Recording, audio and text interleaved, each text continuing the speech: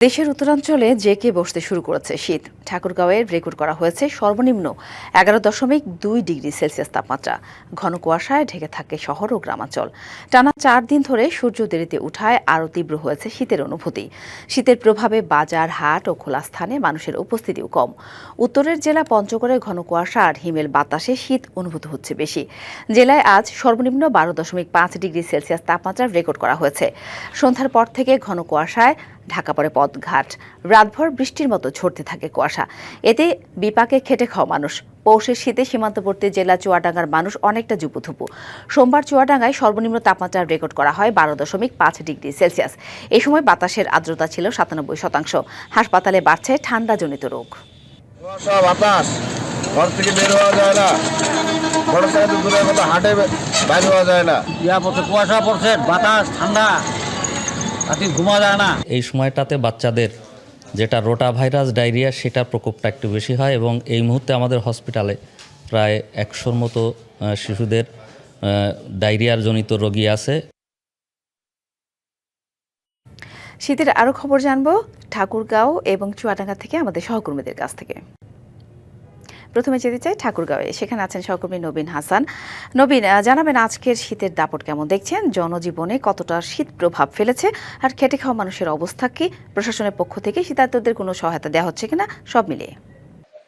পৌষ মাসের 8 তারিখ হলো কিন্তু এই পৌষের শীত ঠাকুরগাঁয়ে দেখা দিয়েছে আরো মাসখানিক আগে। আপনি জানেন যে উত্তরের জেলা ঠাকুরগাঁও হিমালয় পর্বতের খুব কাছে হওয়ায় কিন্তু এ জেলায় শীত একটু আগে আসে এবং দেরিতে যায়, এবং শীতের প্রভাব এবং দাপট অনেক বেশি থাকে।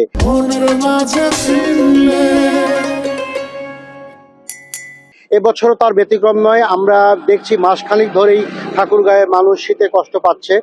আজকের চিত্র যদি বলি, আজকে ঠাকুরগাঁয়ে সর্বনিম্ন তাপমাত্রা রেকর্ড করা হয়েছে 11.2 ডিগ্রি সেলসিয়াস।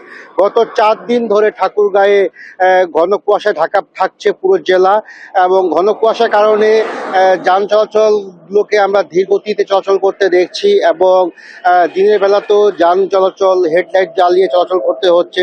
এবং এই শীতে সবচেয়ে কষ্ট পাচ্ছে কিন্তু যারা দিন মজুর, দিন আনে দিন খায়, এবং সবচেয়ে দুর্ভোগে পড়েছে যারা ছিন্নমূল মানুষ, যারা ফুটপাতে থাকে বা স্টেশনে ঘুমায়। তাদের জন্য এই শীত কিন্তু কোনো উপভোগের বিষয় নয়। তাদের জন্য প্রতি বছরই এই শীত আসে দুর্ভোগ নিয়ে।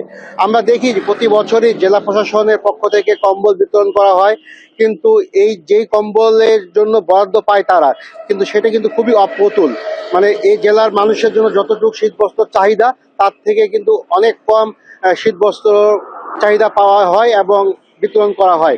এই কারণেই কিন্তু ঠাকুরগাঁয়ের সাধারণ মানুষের দীর্ঘদিনের দাবি, তারা দাবি জানিয়ে আসছে যে ঠাকুরগাঁয়ে যেন কম্বল বিতরণ এবং লেপ বিতরণ কিন্তু আরো বাড়াই দেওয়া হয়।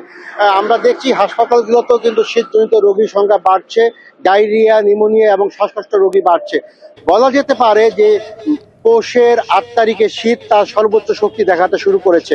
সব মিলিয়ে এই ছিল সাথী আমার কাছে সর্বশেষ খবর শীতের। ধন্যবাদ নবীন। আমরা ঠাকুরগাঁওয়ের শীতের খবর জানছিলাম। এবার চুয়াডাঙ্গার সহকর্মী কামরুজ্জামান সেলিমের কাছ থেকে জানবো সেখানকার খবর। সেলিম, জানাবেন আজ শীত কেমন অনুভূত হচ্ছে জনজীবনে ও প্রকৃতিতে শীতের প্রভাব কেমন দেখছেন, সব মিলিয়ে। আসলে পৌষের শুরু থেকেই চুয়াডাঙ্গার যে তাপমাত্রা সেটি কিন্তু নিচে নামতে শুরু করেছে, এবং শীতের যে দাপট সেটিও কিন্তু শুরু হয়েছে। গত শনি এবং রবিবার চুয়াডাঙ্গায় কিন্তু সূর্যের দেখা মেলেনি। গতকাল দুপুরের পরে সূর্যের দেখা মিলল, সূর্যের যে উত্তাপ সেটি কিন্তু ছিল না। এ কারণেই কিন্তু সবচেয়ে বিপাকে পড়েছে যারা ছিন্নমূল মানুষ রয়েছে, বিশেষ করে যারা খেটে খাওয়া মানুষ রয়েছে, তারা কিন্তু সবচেয়ে বিপাকে পড়েছে। আমরা শহরের অলিতে গলিতে দেখেছি, এবং গ্রামাঞ্চলে যেটি দেখেছি, শীত নিবারণের জন্য যারা ছিন্নমূল মানুষ রয়েছে তারা কিন্তু খড়কুটো জ্বালিয়ে শীত নিবারণের চেষ্টা করছে। এছাড়া কিন্তু আরেকটি যে বিষয় রয়েছে সেটি হচ্ছে এখানে বিশেষ করে যে ভ্যান চালক, যারা ইজি বাইক চালক রয়েছে, তারা কিন্তু দিনাপিত করার জন্য কিন্তু বাইরে বের হয়েছে, কিন্তু মানুষের সংখ্যা কম থাকে, তারা কিন্তু ভাড়া পাচ্ছে না। এই কারণেই তাদের কিন্তু জীবন জীবিকার উপরে বেশ প্রভাব পড়েছে। আমরা হাসপাতালগুলোতে দেখেছি, সেখানে কিন্তু বিশেষ করে শিশুদের ডায়রিয়া রোগীর প্রকোপ কিন্তু বেড়েছে। আমরা হাসপাতালে যেটা দেখেছি সেখানে কিন্তু যে ডায়রি ওয়ার্ডটি রয়েছে সেই ডায়রি ওয়ার্ডে 30 বেডে 13 বেডের একটি ডায়রি ওয়ার্ড, সেখানে কিন্তু প্রতিদিন 90 থেকে 100 জন রোগী ভর্তি হচ্ছে। আমরা বিশেষ করে জেলা প্রশাসনের পক্ষ থেকে এখনো কিন্তু শীতবস্ত্র বিতরণে সেই রকম কোনো কিন্তু চোখে পড়েনি। এছাড়া আবহাওয়া অফিসের পক্ষ থেকে যেটি জানানো হয়েছে, তাপমাত্রার যে পারদ সেটি কিন্তু 2-1 দিন কিন্তু আরেকটু উন্নতি হবে, এরপরে কিন্তু আরো অবনতি হবে। তো সাথী চুয়াডাঙ্গা থেকে ছিল এই শীতের সর্বশেষ পরিস্থিতি। ধন্যবাদ সেলিম।